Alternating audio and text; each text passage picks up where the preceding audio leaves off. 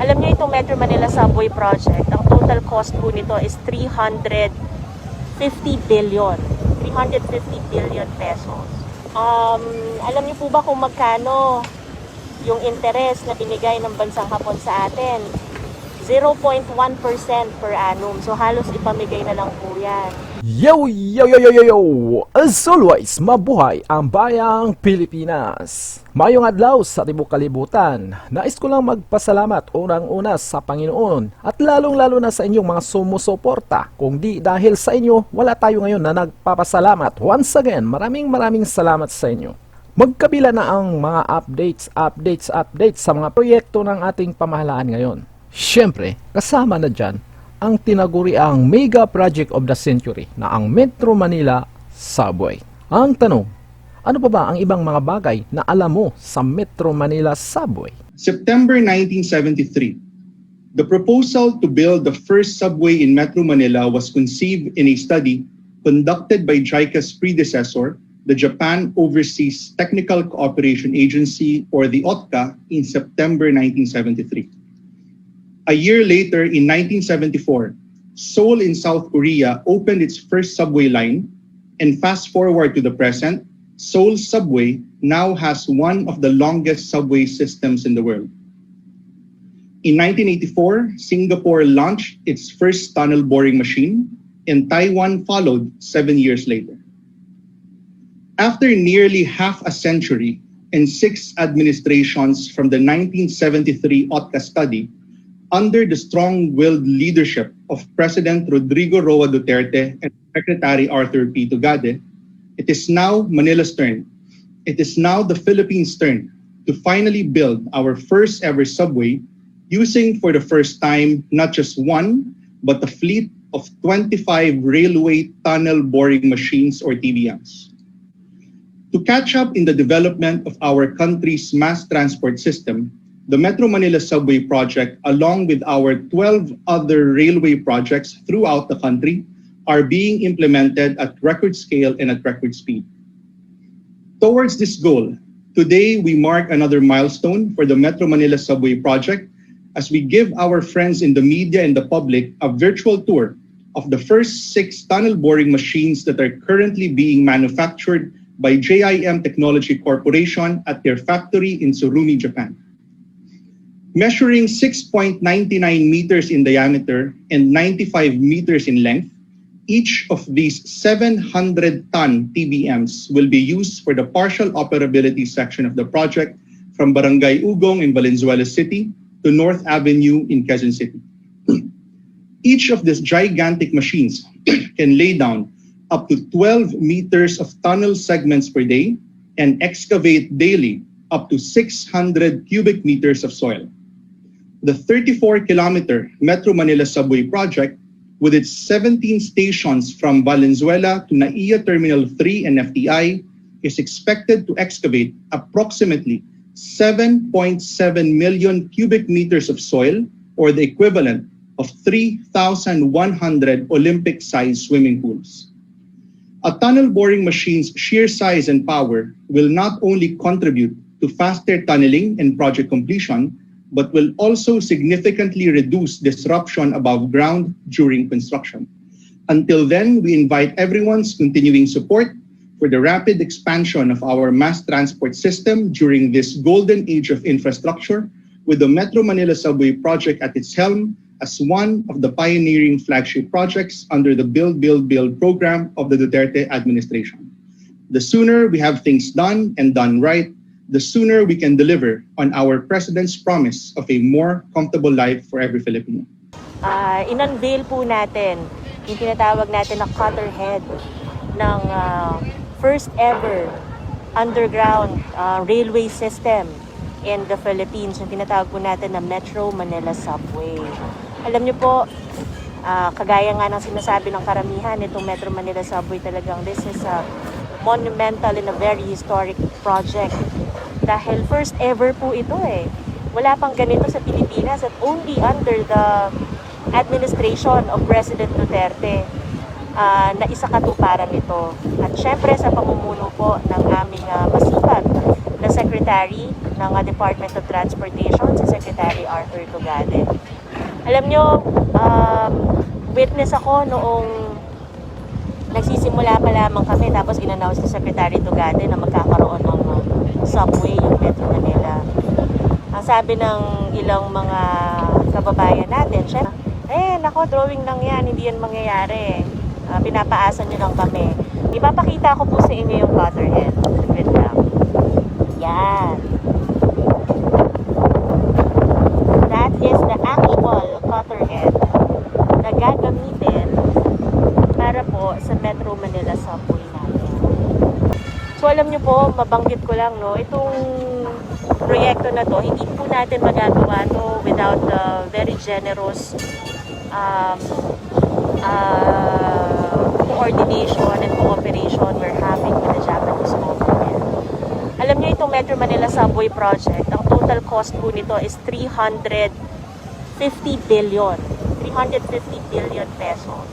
Siyempre, 85% po ng total project cost na yon ay shouldered ng ating official development assistance with the government of Japan through the Japan International Cooperation Agency.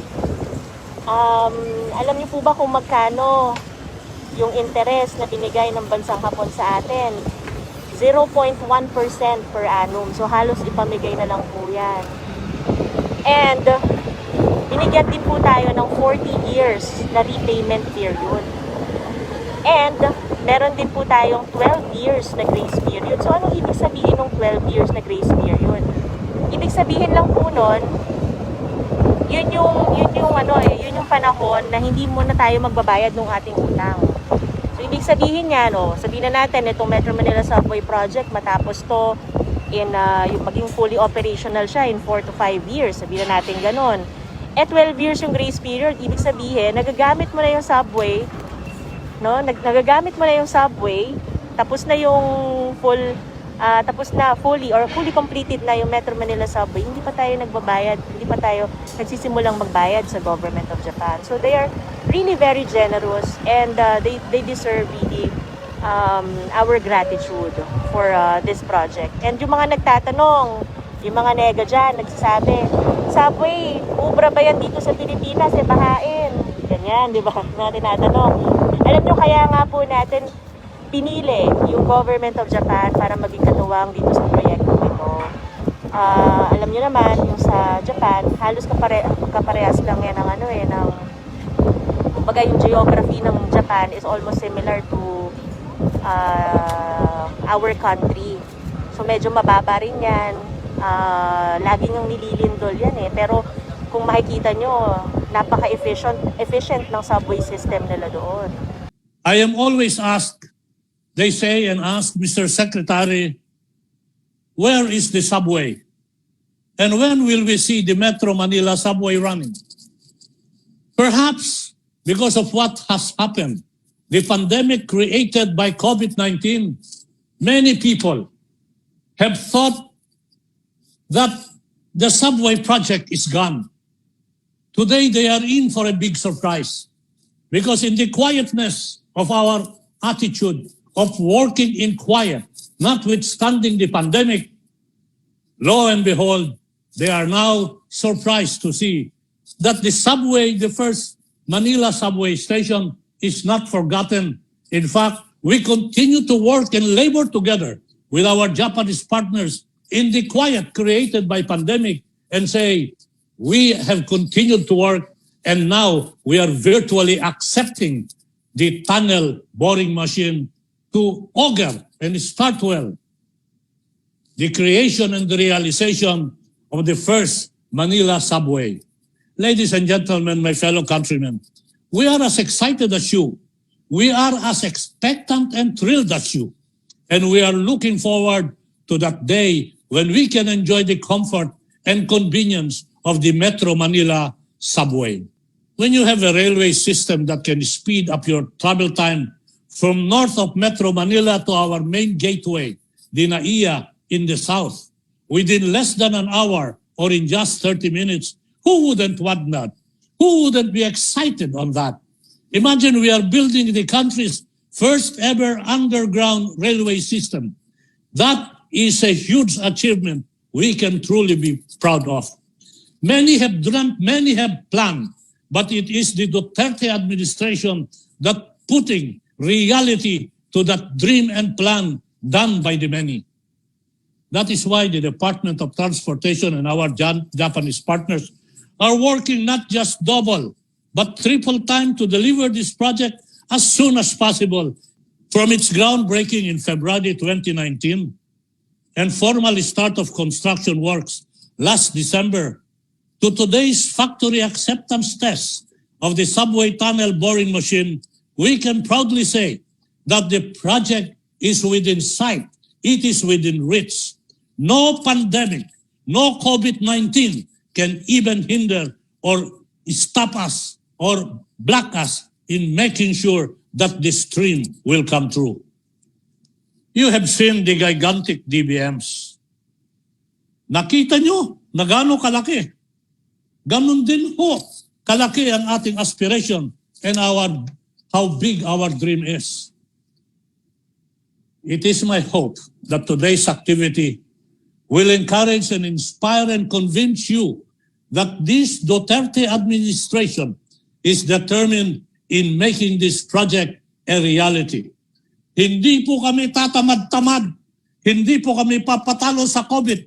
Maglalaban at magtatrabaho ho kami para yung pangarap ng Pilipino na magkaroon ng comfortable life at maiyatan at maiabot namin sa kanila. Finally,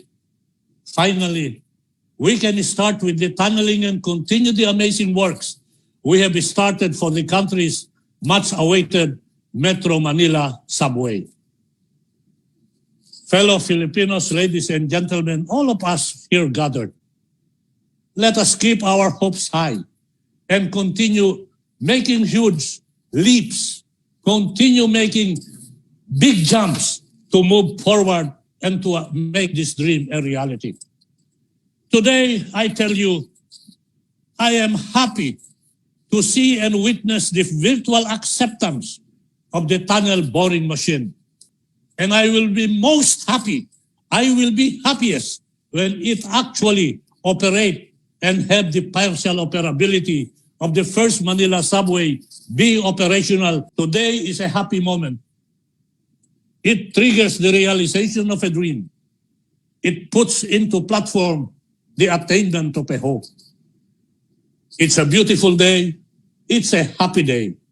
Let's all enjoy it. Let's all cherish it. Good afternoon to you all.